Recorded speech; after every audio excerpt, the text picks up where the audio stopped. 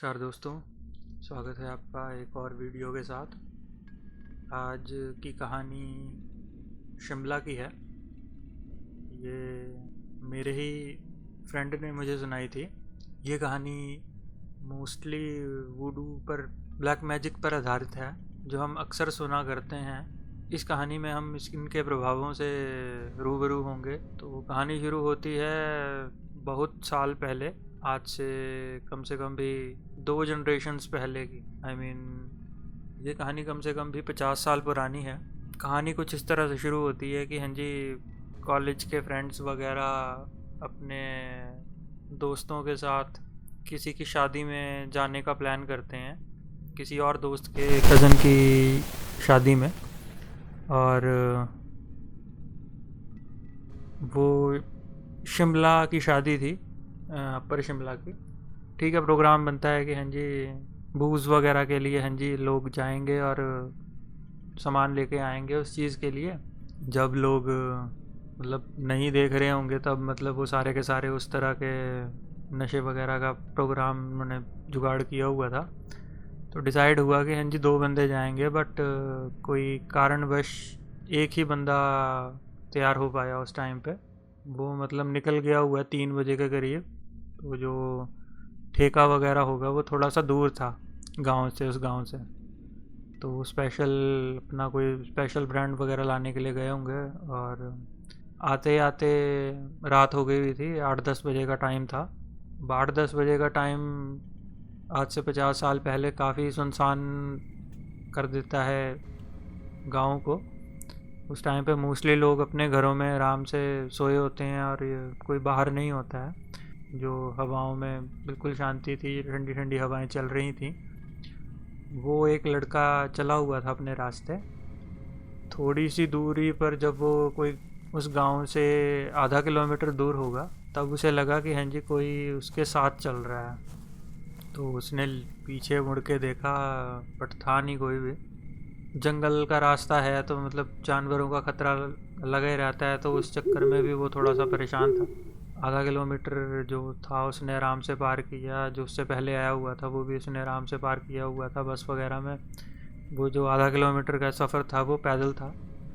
जब लास्ट के कुछ घर वगैरह जब उन्होंने मतलब अपने गांव में एंटर किया जहाँ पे शादी थी, अचानक ही उन्हें लगा कि हाँ जी कोई पीछे है दोबारा से खड़ा हुआ। तो जब उन्होंने पीछे मुड़ के देखा तो हाँ जी कोई मतलब शैडो सी लगी उन्हें। उन्होंने उतना गौर नहीं किया कि क्योंकि शादी का भी माहौल था, तो हो सकता है कि कोई और भी मतलब बाहर आया हो शादी वगैरह से। और पूरे गांव में मतलब एक शादी वाला ही घर था जो जगमगा रहा था, और बाकी सारे के सारे मतलब लाइटें वगैरह बंद करके सो गए हुए थे।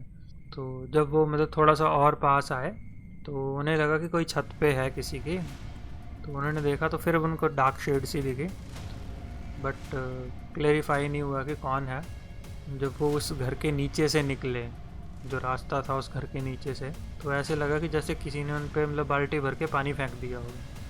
तो वो थोड़े से गुस्सा हो गए कि हाँ जी शादी वाली इसमें मतलब ऐसा कौन बेवकूफ़ होगा जो मतलब पानी फेंक देगा। तो वो भीगे हुए मतलब उन्होंने पहले तो मतलब किया कि हाँ जी कौन है, कहाँ है, बट किसी ने रिप्लाई नहीं किया। और उस घर में भी मतलब लगा नहीं कि कोई है। चलो उन्होंने बोला कि अब काहे को हमें सर फोड़ना कहीं पे।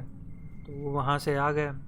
जब शादी में आए तो मतलब जब भीगे हुए लोगों ने देखा कि क्या हुआ, तो उन्होंने बोल दिया कि हाँ जी किसी ने पानी फेंका हुआ था मेरे पे आते आते, और पता नहीं क्या कैसे लोग हैं यहाँ के। उन्होंने घर का बताया कि हाँ जी वहाँ पे है। उन्होंने बोला कि जो गांव वाले थे कि वो तो गए हुए हैं शहर वगैरह अपने बच्चों के साथ, और वहाँ पे तो कोई भी नहीं रहता है। तो उन्हें लगा कि चलो क्या पता, अब पानी तो फेंका हुआ है, जो भी होगा कोई और ही होगा। ये शादी का समय था, किसी ने भी परवाह नहीं मारी। अपने सारे के सारे अपने अपने कामों में लगे हुए थे। उस लड़के ने भी सोचा कि हाँ जी काहे को अपना मूड ख़राब करना है ऐसे ही। और मतलब उन्होंने भी मतलब अपना कपड़े वगैरह चेंज किए और मतलब शादी वगैरह अटेंड की उन्होंने। और ठीक है, जब इस टाइम पे मतलब बात चली कि हाँ जी फेरे वगैरह होंगे, तो लोगों ने तो मतलब यज्ञ में बैठना है तो हाँ जी हमारा क्या काम है। तो जहाँ पे सराय वगैरह की हुई थी वहाँ पे वो पार्टी वगैरह करने चले गए। ठीक है, उनकी पार्टी स्टार्ट हुई उस टाइम पे।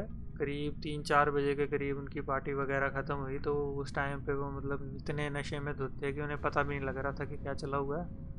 तो पहले तो प्रोग्राम बना कि चल यार जा आते हैं, विदाई का समय हो रहा है, उस टाइम पे नहीं निकलेंगे तो क्या होगा। तो उन्होंने डिसाइड किया कि थोड़ी देर सो लेंगे। बोले ठीक है। वो सारे के सारे सो गए अपने आराम से। तो उस लड़के को फिर लगा कि हाँ जी कोई कमरे में है जो देख रहा है उसे। कोई ऐसा होता है ना कि जब आपको लगे कि कोई देख रहा है और आपकी सिक्स सेंस डिटेक्ट कर रही है कि किसी की नज़रें हैं आप पे, बट वो लड़का आधी नींद में था और ऊपर से नशे में था, तो मतलब इतना ज़्यादा ध्यान दे नहीं पाया। सुबह जब उठे तो सारे के सारे हो गए तैयार वगैरह, उसको उठाने के लिए आए तो वो उठे ना। लड़के परेशान हो गए कि क्या हो गया, वहाँ पे शादी में भी था। तो मतलब ठीक है, शादी में जाकर उन्होंने बात वगैरह की दूल्हे से कि यार ऐसा ऐसा है, और वो मेरे ख्याल से बीमार हो गया और शराब ज़्यादा पी ली हुई है, तो शायद से प्रॉब्लम हो गई हुई है। तो दूल्हे ने भी बोला कि कोई बात नहीं, तुम ऐसा करो कि हाँ जी यहाँ पे पास में एक हॉस्पिटल है, वहाँ पे जाके एडमिट करवा लो, जब ठीक हो जाएंगे फिर तुम मिलते हैं, और मेरी वजह से मतलब तुम अपने वो ना करो। तो वो मतलब एडमिट हो गए आराम से। तो 1-2 दिन तो मतलब नॉर्मल बुखार था। उनके घर वाले कहीं से आए, तो उनके साथ एक मतलब पुजारी भी थे। ये नहीं पता कि वो कोई गुर थे या पुजारी, सिंपल पुजारी थे।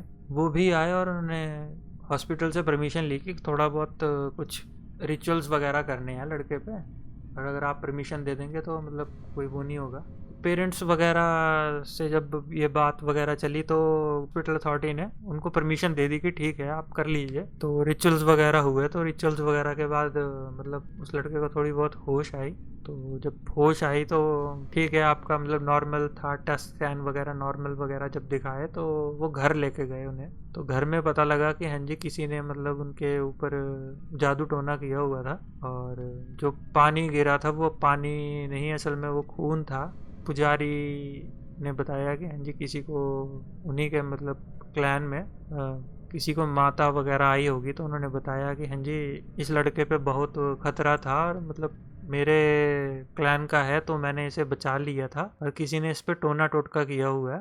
तो वो किसी से पूछने के लिए गए कि हाँ जी, हिमाचल में पूछ बोलते हैं इस चीज़ को, प्रक्रिया को, कि हाँ जी आप किसी से साइकिकली कनेक्ट होंगे और आपसे उस इंसान से क्वेश्चन करेंगे, और वो इंसान किसी और एंटिटी से आपको कन्वर्स करके बताएगा कि क्या चला हुआ है। तो उन्होंने मतलब जब पूछ लेने के लिए गए तो उन्होंने बताया कि हाँ जी आपके किसी अपने ही ने आप पर टोना टोटका किया हुआ था, बट मेरे ही घर का सदस्य था तो मैंने इसे बचा लिया हुआ है, बट मैं इससे नाराज़ हूँ कि इसने मतलब शराब वगैरह पी हुई है। शराब आगे से ना पिए, नहीं तो अगली बार अगर कोई ऐसा होता है तो मतलब हम मदद नहीं करेंगे।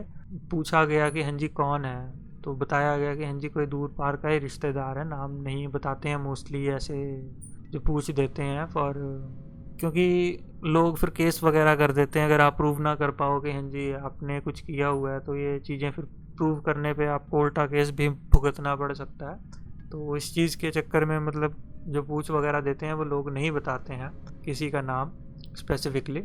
तो चलो उस टाइम पे उन्होंने फिर उसके बाद मतलब पूजा वगैरह की तो वो थोड़े से नॉर्मल हुए। तो जब ये कहानी मतलब उन्होंने उसी गांव में उस लड़के को, दूल्हे को सुनाई हुई थी, कोइंसिडेंटली वो जो लड़का था जिसकी शादी हुई थी वो मेरे दोस्त के दादाजी थे। तो उसके दादाजी ने उसको कहानी सुनाई थी ये कि ऐसा ऐसा मेरी शादी में एक हुआ है, और उस लड़के से बात करते हैं तो मतलब वो आखिरी टाइम था जब उसने मतलब शराब को हाथ लगाया था, और उस दिन के बाद वो मतलब पूजा पाठ में ज़्यादा ध्यान देने लगा। ये थी एक छोटी सी कहानी जो अपर हिमाचल की थी। अगर आपको पसंद आई होगी तो प्लीज़ लाइक, सब्सक्राइब, कमेंट, आपके क्या व्यूज़ हैं। Thank you for listening.